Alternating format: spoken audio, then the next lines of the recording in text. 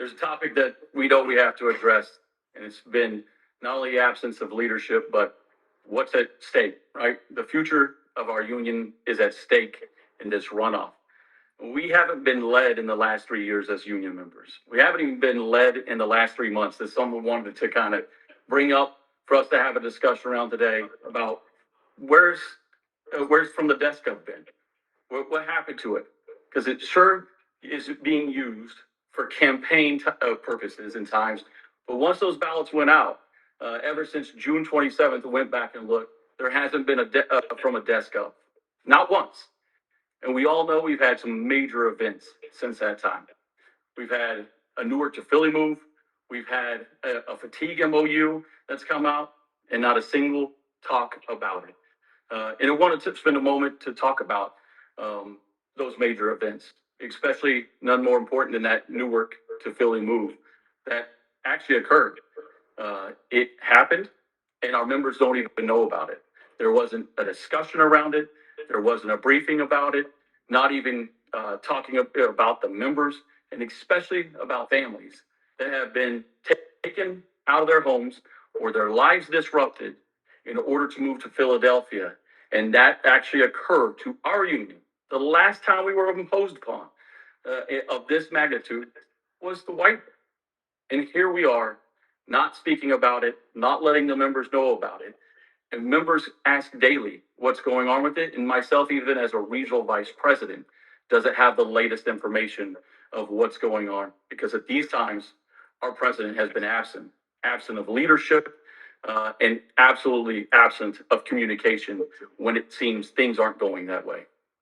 Yeah, so I learn from the desk of just as much as anyone else does. While it wouldn't be a style that I would implore, that's how Rich has communicated, particularly when campaigning, and we didn't get any information. As Nick said, families ripped out of their homes, or at least whichever one is the air traffic controller, having to work away from that facility. And it was a long time coming, and those people were misled and led to believe even that we didn't support them when we always supported them. But what we supported most importantly was the truth. I've always been told, don't just tell me about the problem, tell me about the solution that you offered. And we did offer a solution. As the national training rep, put together a work group back in 2021, early in this process, back in 2021, put together a work group to address how can we speed up the process without losing the integrity of the training program, to address the issues of the Newark airspace and the lack of CPCs in that airspace. And we came up with a plan, and that plan could have either been done through relocation or at the Newark, at the N90 facility in the Newark area right there. The FAA was willing to invest millions of dollars in advanced simulation that would compare to other countries and how they use simulation for air traffic control. And much like pilots, how we could use it. Our current simulators are used to get you ready for the floor. This simulation would have been used to get you close to being a CPC and then get over the hump. With CPCs on the floor, you still have to demonstrate. We had that plan. We wrote that plan out. The FAA accepted that plan. And Scott Robillard, the 804 rep at the time, still the 804 rep, killed the plan. He killed the plan, and he did not provide Rich Santa with the information that he should have. The plan was not only for moving, it was for that facility as well. Don't want to bore you with all of those details. But I want to remind you that Mick Devine, while on the executive board, touted that the N90 move, if they could do it to them, they could do it to anyone. While we're being called the status quo, this is currently happening. Those families have had to move. And we want to make sure that we're empathetic toward those families and we're not using them as a political football. They're air traffic controllers like us. They matter to us. They matter to us, and we wish that we would have been listened to so we could have assisted in this problem. But what did NACA rely on? They relied on status quo. They had the opportunity to use collaboration and address the issue, and the decision was made to play games and delay tactics, and ultimately, traditional means is what occurred. We went from collaboration, which gives us more strength, and they went traditional, and those families got imposed on, and that occurred, and not a word from our leadership, not a word to those families, nothing to the members. Constantly, I have members ask me what happened at N90, and then I had to go find out so that I could tell them because we didn't get any messaging. I'm sorry I spoke so long, Nick. What else you got to say about that, brother? Listen, those two words are being tossed around a lot. Status quo.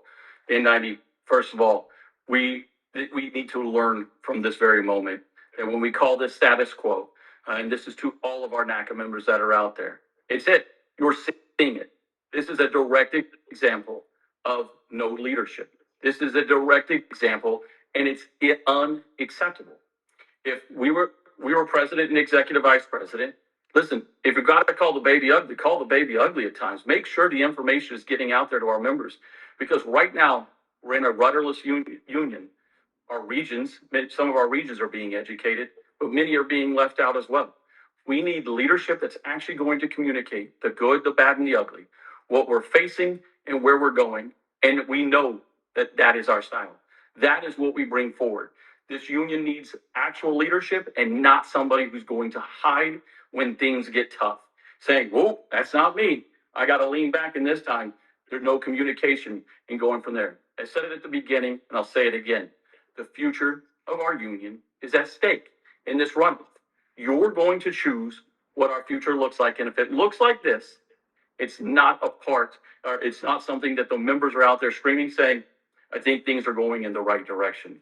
You've seen the results for the last 3 years. And when somebody says, well, just give me 3 more, I'll start fixing it now. That isn't progress. That's regressing, and we cannot sit there and stand for it. You're asking for integrity. You're asking for honesty. You're asking for somebody who will lead you during this time. Well, you don't have to look any further. Jamal and I not only will be responsible for it, we'll communicate with you about it, and we'll educate. So Jamal, I don't know if there's anything else we want to go, but we're asking for everyone to support Daniels-Haltom in this runoff election. Well, like I said, like you said, the stakes are high. And using again Mick Devine's words, and I recall his video.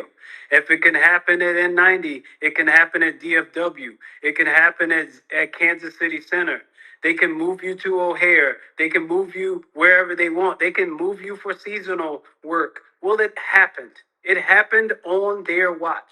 They don't get to say that was Paul Rinaldi's fault. They don't get to say that was Nick Daniels and Jamal Haltom. It was the current administration. And the would-be negotiator of our CBA, Mick Devine, had the opportunity to lead on this. Rich Santa could have appointed him to lead on this and keep those families where they should have been.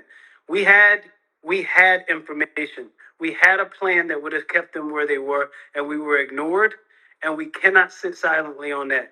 This election is too important. We were a bit passive. That ends. We're going to let you know exactly what's going on, and you have the opportunity to search for the truth. We will release the information regarding the advanced simulation plan if it is requested from the membership. So you can see, it was back in 2021. It was presented in Oklahoma City. Present was Rich Santa, Jeffrey Vincent at the time, the COO, Scott Robillard, myself, Dean Iacopelli, Nick Daniels, Nicole Sarunas, because we were on the work group. We created the work, and we could have saved the Newark airspace. It could be functioning out of N90 right now if only they would have been willing to listen, but they didn't, and therefore those families were uprooted because they listened to the wrong people. We are the right people to lead this union. Well, I think that's enough for everyone for now. Again, your ballots are coming out in 2 weeks. We're looking forward to your support. We look forward to having member forums with you, educating you, and ensuring that there are 9,000 9,000 of you members that didn't fill out a ballot last time is talking about the issues that are important to you and being an open book about where our union's going forward. So we'll talk again more soon.